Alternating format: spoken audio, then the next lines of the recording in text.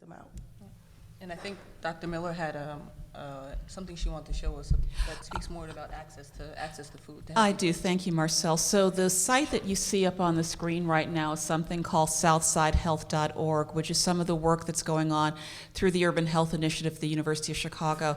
Dr. Stacy Lindau and many of my colleagues have worked in order to look at ways in which we can map resources that exist in Southside communities. And I wanted to walk you through just a little bit of an example of where fast food restaurants exist versus grocery stores. So if we're able to scroll down a little bit onto this website, you can actually get this. It's available on any website in the public domain to look for your neighborhood. So I'm going to choose a neighborhood here, and I'm going to go down to Washington Park, okay? So scrolling down a little bit more here, you can see,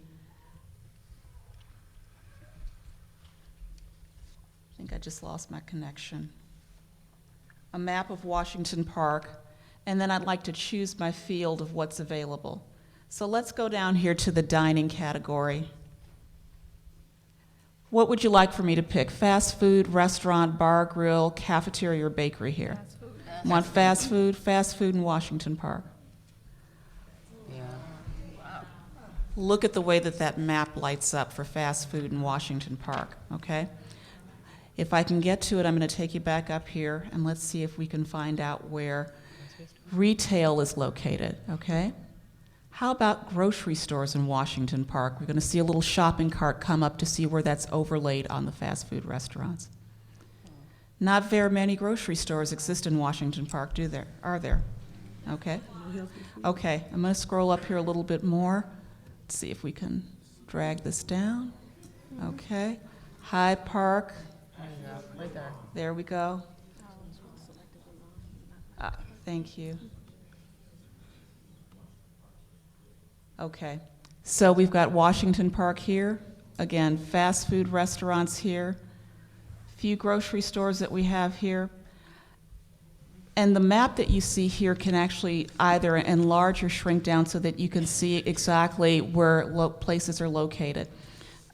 Availability of grocery stores, availability of urban farms or urban gardens, all of these things we've been able to map out along with a number of other trades and services that exist within the community. If we were to slip down into this category called Other, you can see where we've actually mapped out community gardens as well.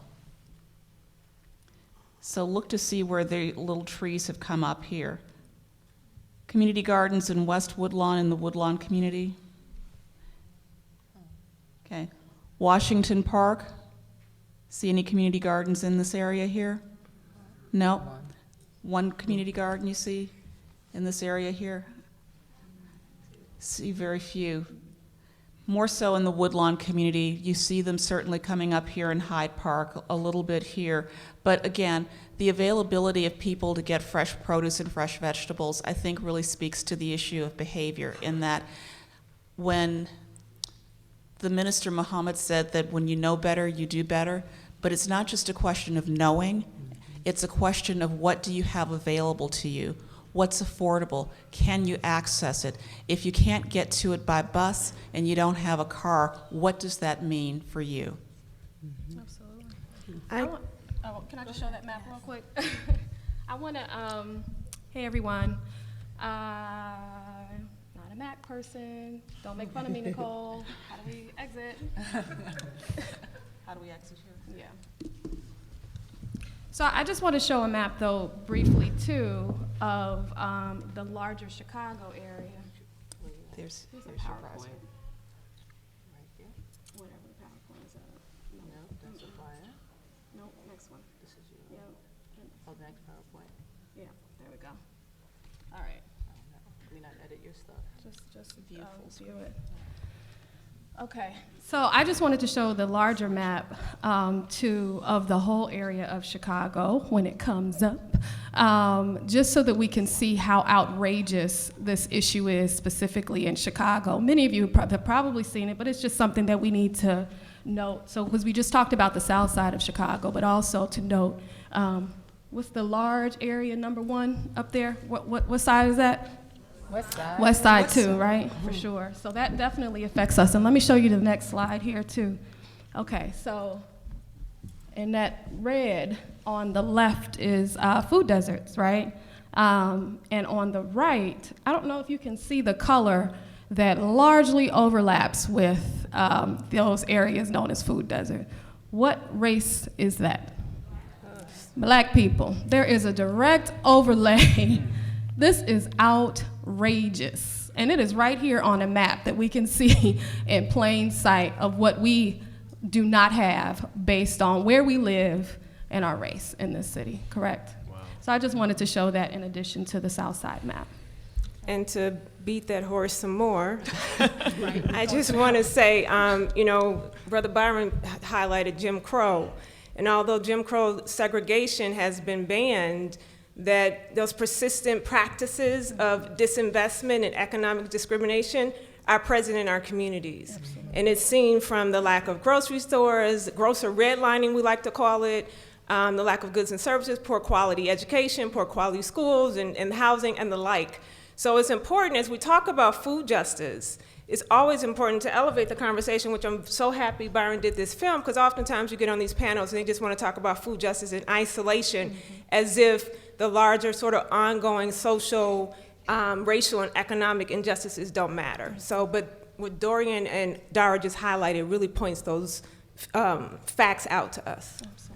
You know, the place matters issue is an extremely important one. The theme of the American Public Health Association meeting that just took place in San Francisco a couple of weeks ago was that where you live, what your zip code is, will determine how long you live. And it has to do with what is available within your built environment, and something that has to do with, in a lot of times in the medical literature, called the social determinants of health.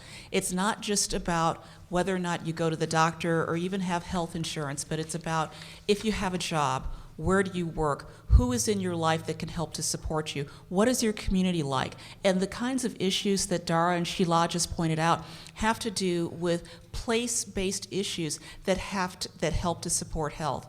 The World Health Organization's definition of health is that health is the complete presence of physical, mental, and social well-being, not merely the absence of disease or infirmity. And so all of these place-based issues that are related to health are extremely important for our communities. Right. And so as we, we speak about access to healthy food and resources, can you all sort of speak very briefly on how your respective organizations provide resources to the specific communities that you serve? And also I wanted to point out to people, if you have your program, there's like 2 pages of resources on the program, many of which the panelists are going to speak about also if you have questions about that. But definitely use this as a resource, and I want to know if you all could just speak more directly to the organizations and the resources they provide. I'll share a little bit about Growing Power, and then just sort of a continuum of what we're already talking about. So we're a farming organization. My father is a farmer and a former athlete, and I'm his daughter. I'm his oldest daughter.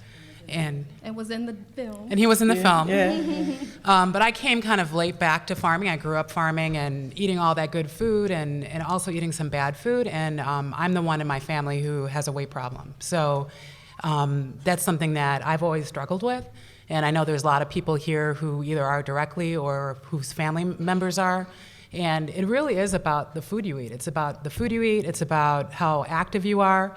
I don't have blood pressure, high blood pressure. I don't have diabetes. You know, I don't have a lot of the things that are associated with being obese. I don't even like that word, but I also know that I have to take very special precautions with my health and who I am, with my stress. And I think when we talk about urban agriculture and food systems and Black people, we're talking about stress and trauma. We're talking about how we cope with an incredibly violent society, how we treat one another, the level of oppression and internalized oppression and self-hatred, and how all those things manifest, how we continue to manifest those systems. And it really begins to show up at this critical point in our food system, in our maps, how we're nutritionally redlined, how we're economically redlined, when the majority of our men are either in prison or not able to support our families.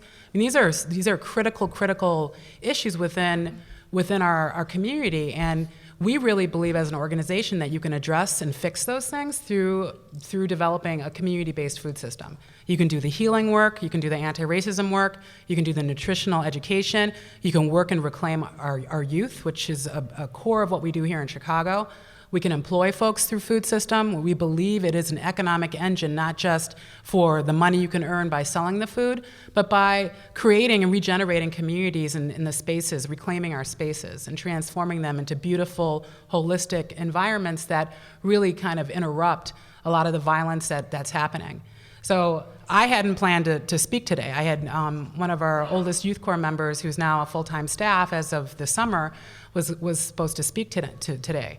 But he got shot twice in the head last Friday.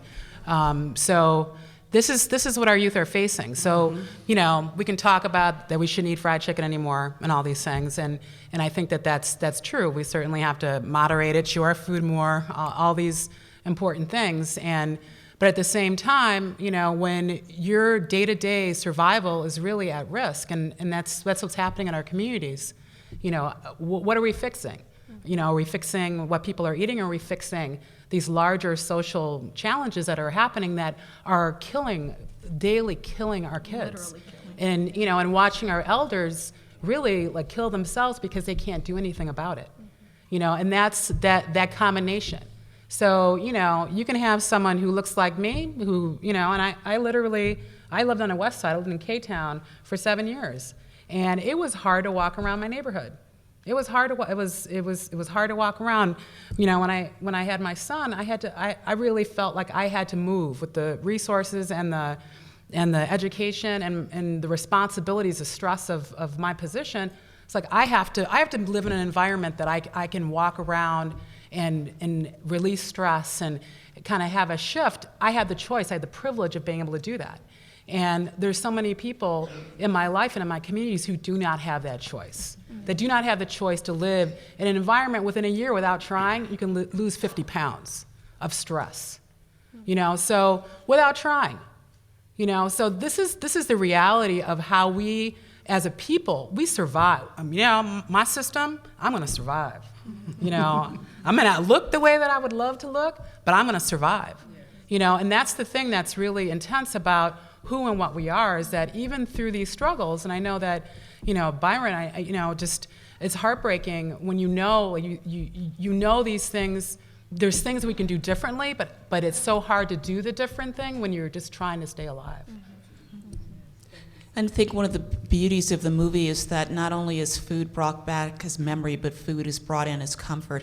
I know patients that I see on a day-to-day basis, many of them have diabetes, high blood pressure, and a lot of the illnesses are due to the fact that they have made poor choices in their diets, sometimes not through any fault of their own, but because of the circumstances that they live in.